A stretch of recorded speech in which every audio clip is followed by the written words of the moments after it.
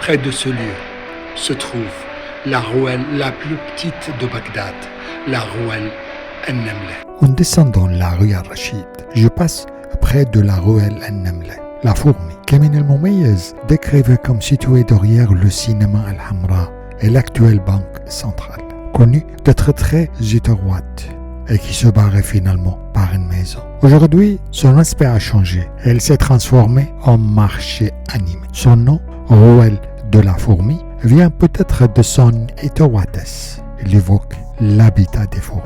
Cette créature fascinante, symbole de vigilance et de labeur. La fourmi est experte dans l'art de stocker la nourriture. Et le patrimoine culturel mondial en témoigne dans toutes les langues.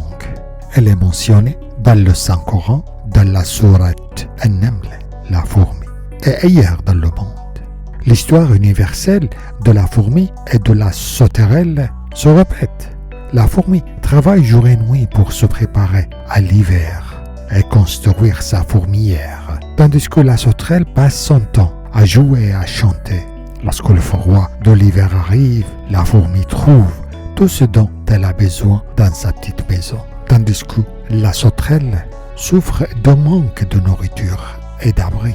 Le monde entier s'inspire d'un mode de vie des fourmis, en stockant des provisions pour la même raison. Dans chaque foyer, il existait un garde-manger pour entreposer la nourriture, profitant de la disponibilité saisonnière et de l'abondance de ces denrées. Cette tradition remonte à l'Antiquité et est partagée par de nombreuses civilisations, animées par un instinct de survie inné. Le stockage se faisait souvent dans des endroits humides, comme les caves et les sous-sols, dans des pots en terre cuite, car l'argile est un matériau frais et humide.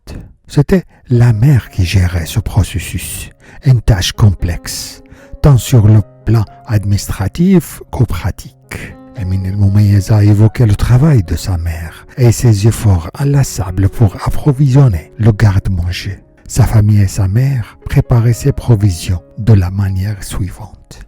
Un grand sac de riz appelé ambar, irakien très parfumé, un sac de farine, un sac de boulgour de Moussoul, un sac de sel, de vinaigre fait à la maison, de l'huile de lime, une jarre de navette marinée préparée par la mère de famille, une jarre de cornichons farcis, également préparée par la mère de famille, une jarre de concentré de tomates, une jarre de confiture de pommes préparée par la mère de famille, une jarre de confiture de cédratier préparée par la mère de famille, une jarre de fromage kurde au sel également préparée par la mère de famille, une jarre de mélasse de dattes préparée par la mère de famille, un panier d'oranges de la ville Baroub ou de verger de Mandili, un sac des oignons séchés, un sac de l'ail séché et un panier de dattes bleues des vergers de Mandili.